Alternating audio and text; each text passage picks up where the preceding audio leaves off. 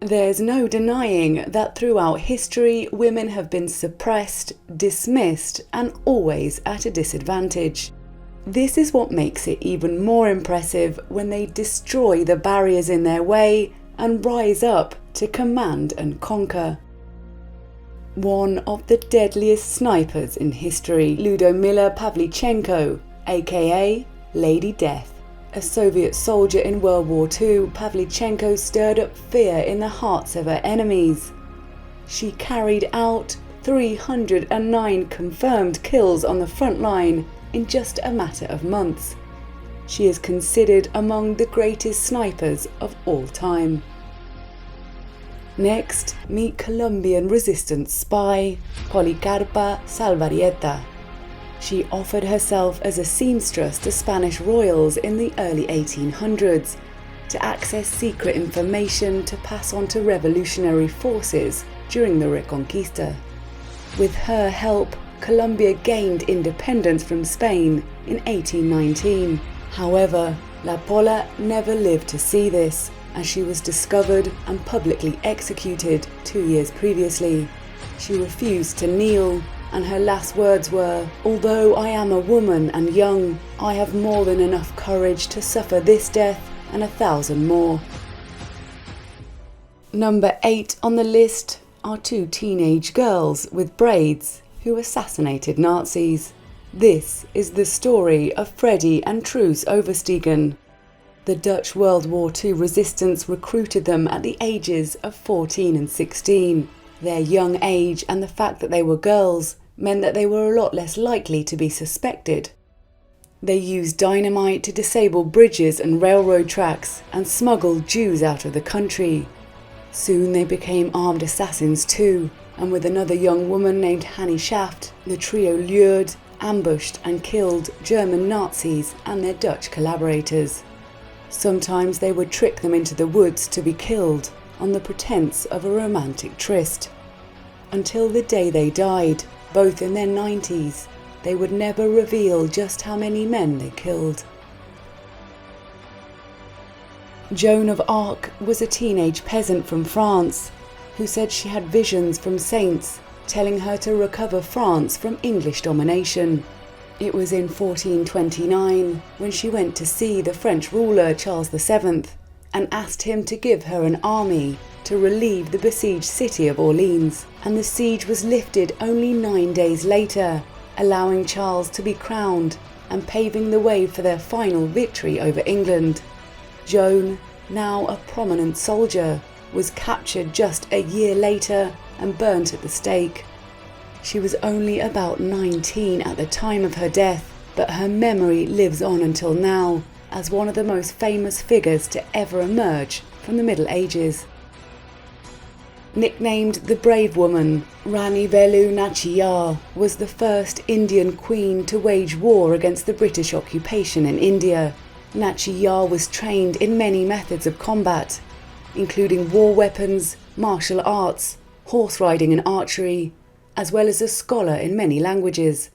She escaped the battlefield where her husband was killed and formed an army to defeat the British in a decisive battle in 1780. Triumphant, she re-inherited the kingdom of her husband and ruled it for 10 more years before passing over the throne to her daughter. Now, we couldn't talk about badass ladies without mentioning one of the greatest female samurai warriors of all time, Tamoi Gosen. She was born in 1157 and growing up developed incredible skills in martial arts, archery and swordsmanship. She is one of the only female warriors whose story is told in detail in Japanese history manuscripts. One story tells how during the Genpei War, Tamoi was attacked by a large group of enemy soldiers.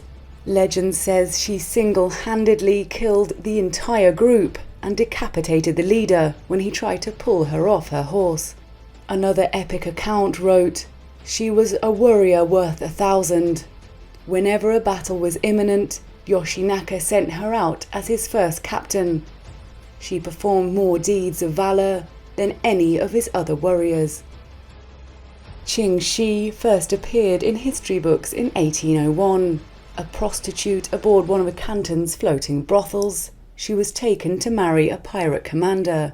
When there, this sassy lady demanded equal share in his plunder and business. He agreed, and the husband and wife team was a great success, until he was killed in a typhoon 6 months later.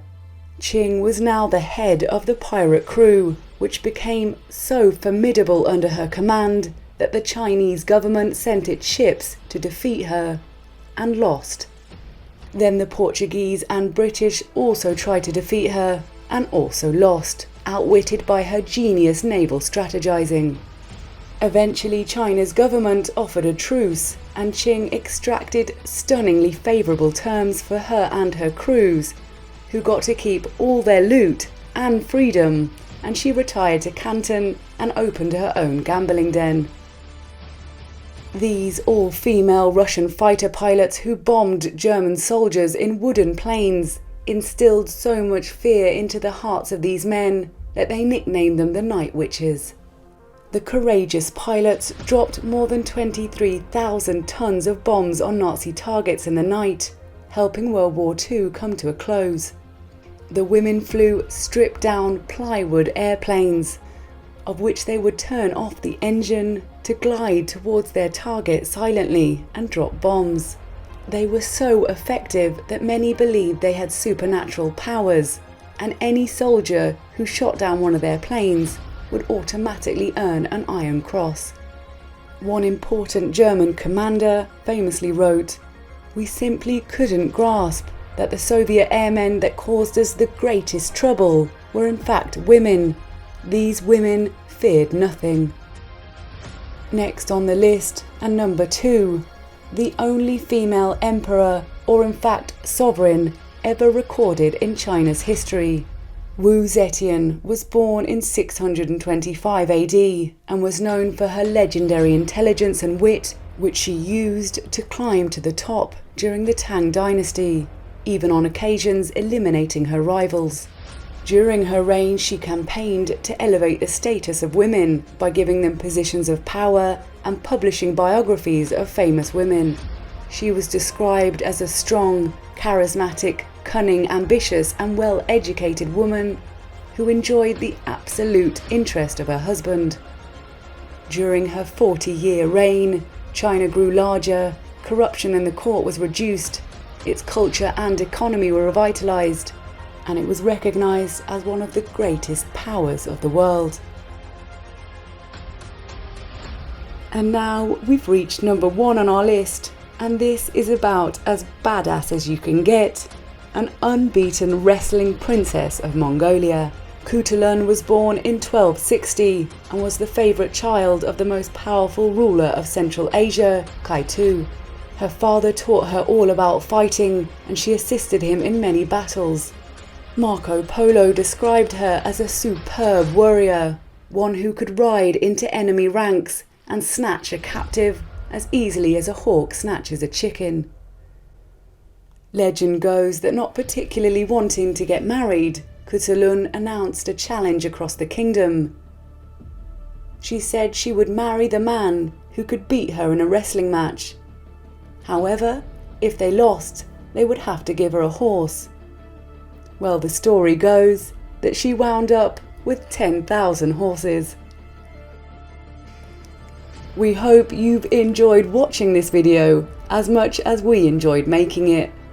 And don't forget to subscribe for more delights like this coming very soon.